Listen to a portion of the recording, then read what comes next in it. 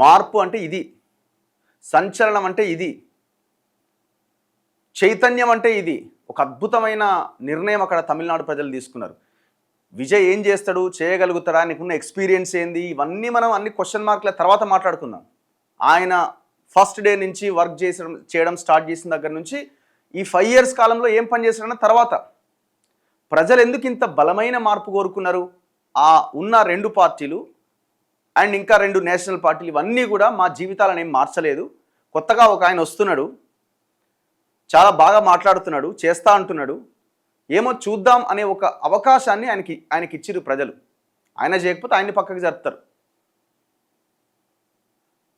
So Vijay తనకున్న ఆ fan base కావచ్చు, ఆయన తన మాట్లాడిన విధానం కావచ్చు, తన మీద జరిగిన రకరకాల దాడులు కావచ్చు, క్యారెక్టర్ అసాసినేషన్ దగ్గర నుంచి రైట్స్ దగ్గర నుంచి ఐటీ రైట్స్ ఇంకో రైట్స్ పేరుతోటి ఓవరాల్గా ఆయన చుట్టూ ఒక పాజిటివ్ ఆరా అనేది క్రియేట్ అయింది. సో దీంతో విజయ్ గెలుపుని ఎవరు ఆపలేకపోయినారు. అన్నింటికంటే ముఖ్యంగా ప్రజలు అక్కడ ఉన్న పార్టీల మీద వెక్స్ అయిపోయినారు.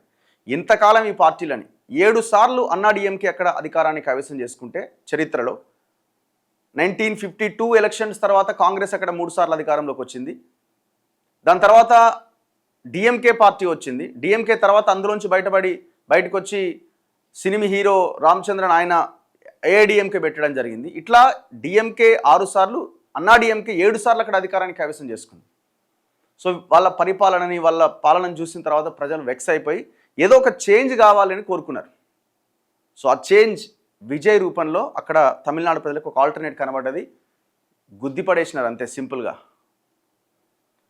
సో ఎలాంటి అంచనాలు లేకుండా ఆయనకి 10 సీట్లు వస్తాయి, 5 వస్తాయి, 50 వస్తాయి, ఇట్లా రకరకాల లెక్కలు వేసుకున్నారు తప్ప పవర్కి దగ్గరగా ఆయన చేరుకుంటాడని చెప్పిన వాళ్ళు చాలా చాలా తక్కువ మంది. 1-2 ఎగ్జిట్ పోల్సే చెప్పినాయి.